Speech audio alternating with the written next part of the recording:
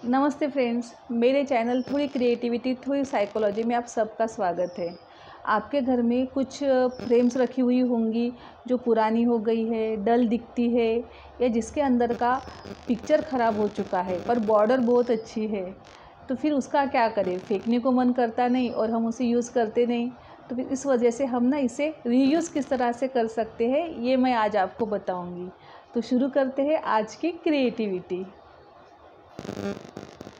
ये ना मेरे घर की भी एक पुरानी फ्रेम है जो थोड़ी सी पुरानी हो गई थी। इसके अंदर का जो पिक्चर था वो बहुत ख़राब हो चुका था और वो पुराना भी हो चुका था, तो मैंने वो पूरा निकाल दिया और इस फ्रेम के अंदर ना मैंने ये वेलवेट का कपड़ा चिपका दिया है।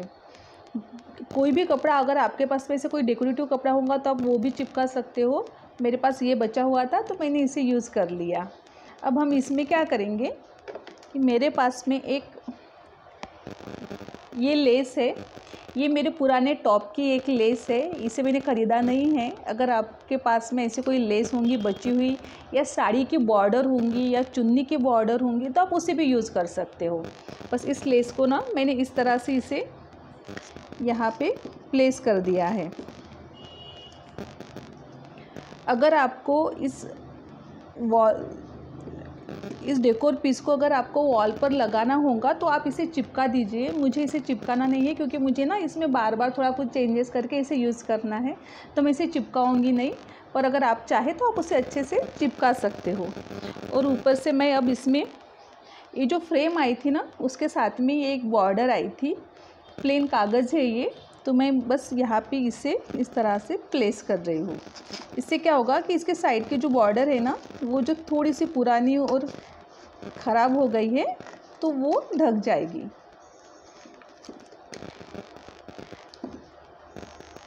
तो इस तरह से ये हमारी फ्रेम रेडी हो गई है। अब इसे थोड़ा सा हाईलाइट करने के लिए मेरे पास में कुछ पुराने स्टोन्स हैं, तो मैं बस ये स्टोन्स को यहाँ पर प्लेस कर दूँगी।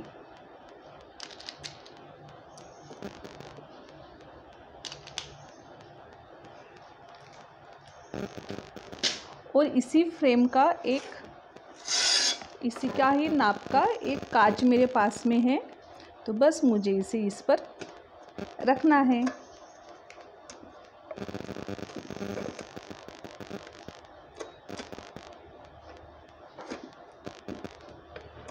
तो इसे मैंने इस तरह से फिक्स कर दिया है।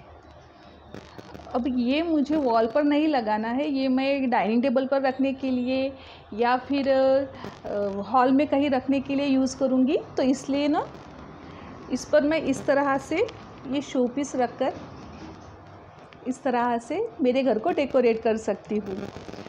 और ये जो शो पीस है ना इसमें कुछ भी नहीं, ये एक चॉकलेट का डिब्बा है जो बचा हुआ था, खाली था पर बहुत अच्छा था। इसमें मैंने सिर्फ मोती भर दिए हैं और मोती भरने से ये थोड़ा सा महंगा और थोड़ा सा अच्छा भी दिख रहा है और पहचानने में भी नहीं आता कि ये क्या है। तो बस इसे यहाँ पे प्लेस कर दिया है और इस तरह से मेरा एक नया शो पीस रेडी हो गया है।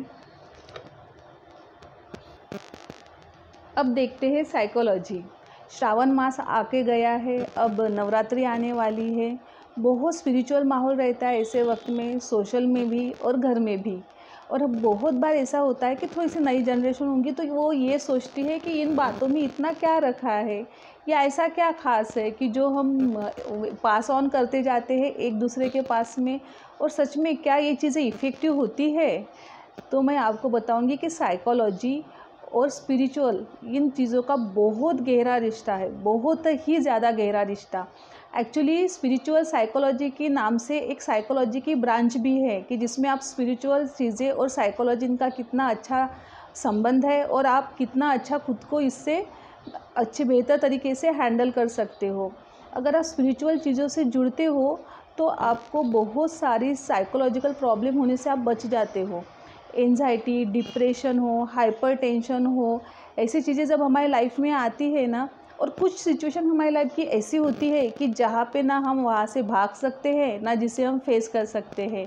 जैसे कि अगर हमारे घर में किसी को बहुत क्रिटिकल बीमारी हो चुकी है और हमें कंटिन्यूस उस इंसान को तकलीफ़ में देखना पड़ता है, ऐसे वक्त में तो हम इस सिचुएशन से भाग नहीं सकते और ना ही हम उसे फेस करना चाहते हैं। बस कुछ सिचुएशन ऐसी होती है कि जहाँ पे हमें पैर जमा के बस डटे रहना होता है और जो सिचुएशन आ रही है उसे फेस करते रहना पड़ता है। ऐसे हालात में हमारे साथ में बहुत सारी प्रॉब्लम्स क्रिएट हो जाती है। हम भी एंजाइटी के शिकार हो जाते हैं, डिप्रेशन के शिकार हो जाते हैं, हाइपरटेंशन हो जाता है। ऐसे वक्त में स्पिरिचुअल चीज़ें हमारे बहुत काम आती है। एक कोई ना कोई शक्ति है जो हमें प्रोटेक्ट करती है, हमें प्रॉब्लम से बाहर निकालती है। ये चीज़ें जब हम लाइफ में महसूस करते हैं ना, तो कहीं ना कहीं हमारी ये सारी प्रॉब्लम्स, एंजाइटी हो, डिप्रेशन हो, हाइपरटेंशन हो, इन चीज़ों से हमें बाहर निकलने में बहुत मदद मिलती है। उसी तरह से हमारा मनोबल बढ़ता है स्पिरिचुअलिटी से। जैसे कि हम सोचते हैं कि उपवास करना या इतना टाइम पूजा पाठ में लगाना क्या ज़रूरी है? जी बिल्कुल भी नहीं। ये आपकी चॉइस है कि आप पूजा पाठ में क्या क्या करना चाहते हो। पर ये एक माध्यम होता है हमें एक ऐसे शक्ति से जोड़ने का जो हमें कहीं ना कहीं प्रोटेक्ट कर रही है, ऐसा हम फील करते हैं। क्या होता है ना कि ऐसे मेडिटेशन करना हो या फिर आध्यात्मिक चीज़ों से जुड़ना हो, ये चीज़ें एकदम से आप अडॉप्ट नहीं कर पाते। भले ही आपके घर में वो माहौल है, वो आप चीज़ें देख रहे हो, फिर भी खुद में उन चीज़ों को लाना ये एक बहुत लंबा प्रोसेस होता है। और ये प्रोसेस अगर आपको पूरा करना है तो ये पूजा करना हो या स्पिरिचुअल किताबें पढ़ना हो, ये सारी चीज़ें आपको उस चीज़ों तक पहुंचाने में मदद करती है। जैसे कि अगर हमारा बुढ़ापा आ गया हो तो हमारी बॉडी या हमारा ब्रेन हमें रिस्पॉन्स करना थोड़ा कम कर देता है। हमारी विचार करने की ताकत उतनी रहती नहीं, प्रॉब्लम में सॉल्यूशन ढूंढने की ताकत उतनी रहती नहीं, या हम फिज़िकली उतने फिट नहीं रहते हैं। फिर एक टाइम के बाद ऐसा हो जाता है कि हम कहीं ना कहीं सारी चीज़ों से दूर होते जाते हैं। जैसे कि हमारा बिज़नेस हो, हमारी लाइफ हो या हमारी सोशल लाइफ हो, इनसे हम दूर हो जाते हैं क्योंकि हम फिज़िकली फ़िट नहीं होते हैं। फिर ऐसे वक्त में ना घर में रहते हैं या कुछ बीमारियां हमारे पास आ जाती है, तो फिर घर में रहते रहते हमारे साइकोलॉजी बहुत डिप्रेस हो जाती है। ऐसे वक्त में अगर आपको खुद को संभालना है तो स्पिरिचुअल चीज़ें आपको हमेशा मदद करेगी, क्योंकि हम कहीं ना कहीं खुद को व्यस्त रखते हैं, कहीं ना कहीं हम खुद को उस चीज़ों को हैंडल करना समझ जाते हैं। इसलिए स्पिरिचुअलिटी बहुत ज़रूरी है। अगर आपको स्पिरिचुअलिटी की जैसी चीज़ें आपके लाइफ में हैं तो आपके लाइफ में डिप्रेशन, एंजाइटी हो, हाइपरटेंशन हो, ऐसी चीज़ें बहुत कम आपको फेस करनी पड़ेगी। उसी तरह से आपका यही चीज़ें होती है जो आपको कुछ सिचुएशंस में आपका मनोबल बढ़ाती है और आपको एक ताकत देती है कि हर प्रॉब्लम को फेस करने की। हमें स्पिरिचुअलिटी सिखाती है कि जो कुछ भी हमने लाइफ में खुद अचीव किया है, खुद हम किसी चीज़ के लिए खड़े हुए हैं, हम लड़े हैं और हमने उस चीज़ को पाया है, पर एक टाइम ऐसा आ जाता है हमारे लाइफ में कि वो चीज़ें हमें दूसरों के पास में पास ऑन करनी पड़ती हैं।